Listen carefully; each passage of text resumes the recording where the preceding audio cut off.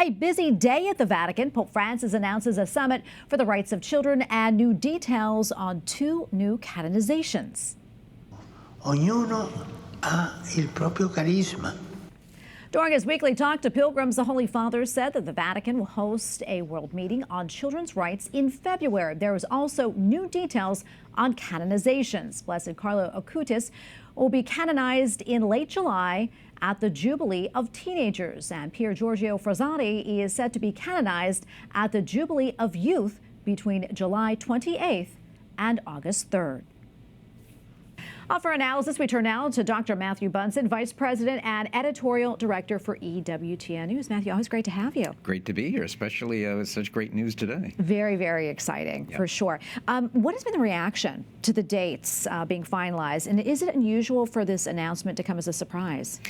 Well, it's been anticipated for a long time, really since the beatification of Carlo Acutis not that long ago, and also to add in Pier Giorgio Frassati. These are 2 truly beloved saints. I think that Carlo Acutis has been especially a figure of deep love and admiration for a number of years now, as we can attest from the visits, the pilgrims who are flocking to his tomb in Assisi. So it's not necessarily a surprise, because we had a sense that it was going to be in the Jubilee year.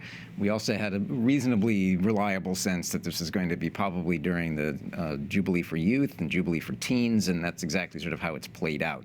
So on the one hand, it wasn't a huge shock, but I think there's a sense of relief and real joy that the announcement was made by the Holy Father. Yeah, it's really bringing a lot of joy to so many, especially the young people. And remind us why these 2 saints are so beloved by young people. Well, with Carlo Acutis, we have a great millennial saint.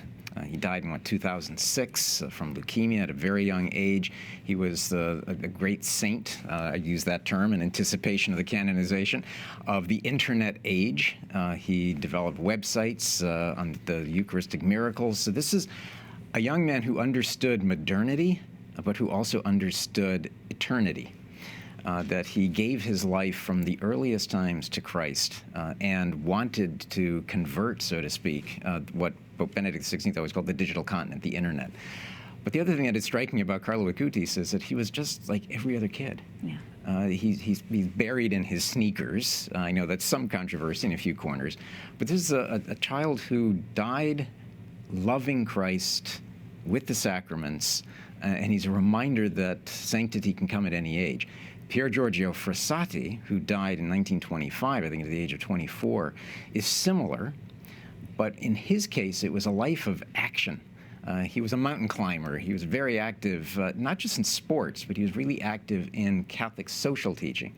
So he was out there as a young man, caring for the poor, helping in the aftermath of World War I, those who had been so brutally wounded and left scarred by it. He was active in the Third Order Dominicans. He was active in prayer. He was active in his community. So as a young man, he gave himself to Christ, but through a life of action in the world.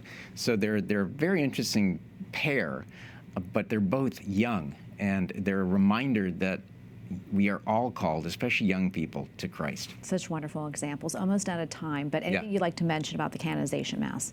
Well, I think we can anticipate they're going to be incredibly well attended. I'll say in fairness, I think especially Carlo Acutis, because there is so much excitement, there's buzz about his canonization.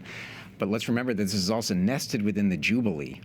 So we're going to have a year full of events in Rome. They expect about 30 million people to show up in all of these different events. So you can download the app for the Jubilee year. We're going to be very active in covering it at EWTN News. So the fact that the Holy Father wanted to do this within the Jubilee, but then marking in the Jubilee year something for youth, something for teens, that's a statement too, that young people have an important role in the church, and they're going to be given this special moment. And what a better way to celebrate that moment than with 2 new saints. Absolutely. Matthew, thank you so much. We appreciate it. God bless. Great to be with you.